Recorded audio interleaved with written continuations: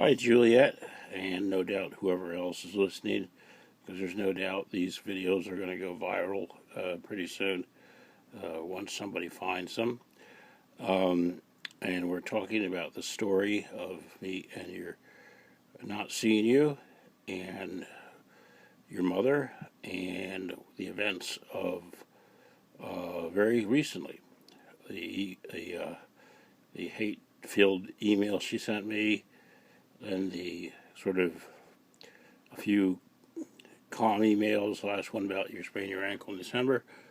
But the main thing was that she said that I wasn't allowed to talk to the school, anyone at the school, without her permission. Okay, so December, long vacation, school's closed. Come January, I don't call the school. I call the New York State School Board. I said, here's my situation. I'm a non-custodial parent. I just would like to talk to some of the people at the school, counselors, whatever, just to talk to them about the health and welfare of my daughter, that's all.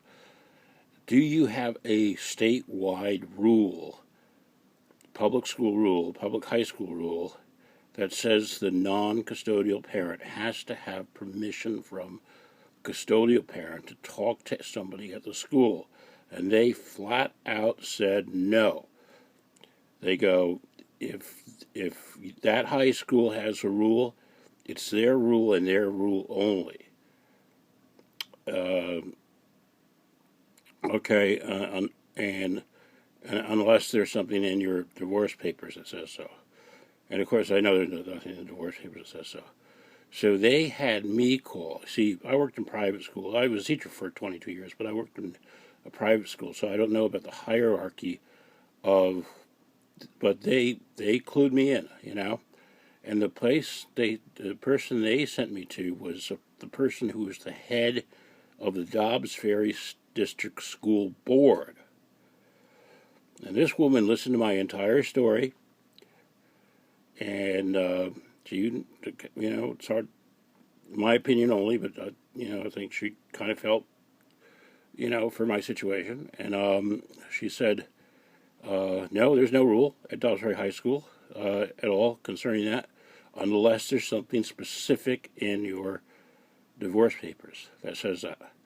And I said, no, there isn't. She said, well, now is the time. I'll give you the names of the people. And I already knew the principal's name, and she goes, call Dr. Vredenberg. She's an IED student, sort of a special education type student.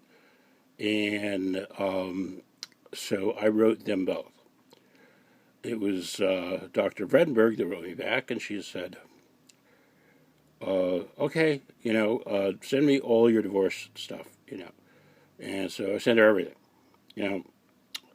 And she looked it over, and she wrote me back, and she said, looking at this, I see no reason why you cannot attend PTA meetings, attend school functions, go to her graduation. That was one of the things I said, am I going to go show up at a graduation and stand in the back and have the police come get me because my ex-wife doesn't want me to be there? I have to have her permission.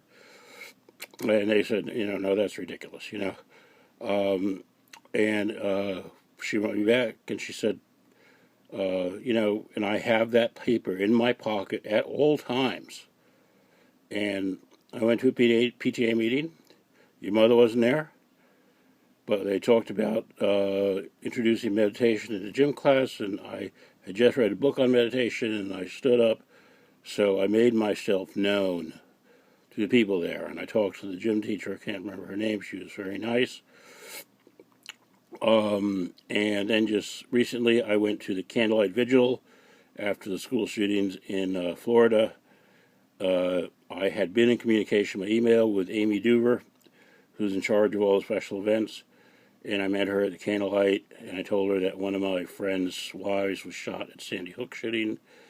So she knows me very well now, and I'll be volunteering for many things at the school, especially a few things next month. And when I wrote the principal and Dr. Redenberg and the school board, and everyone I talked to, I said, this is in no way whatsoever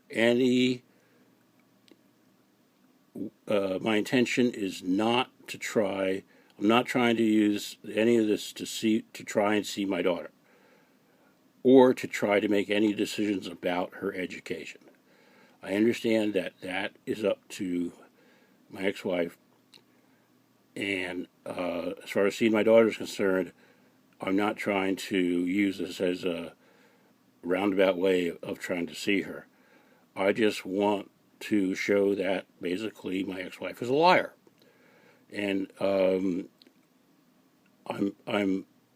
sending you. And so right now, I've been to several events. Your mother has not been at any of them, and so far, and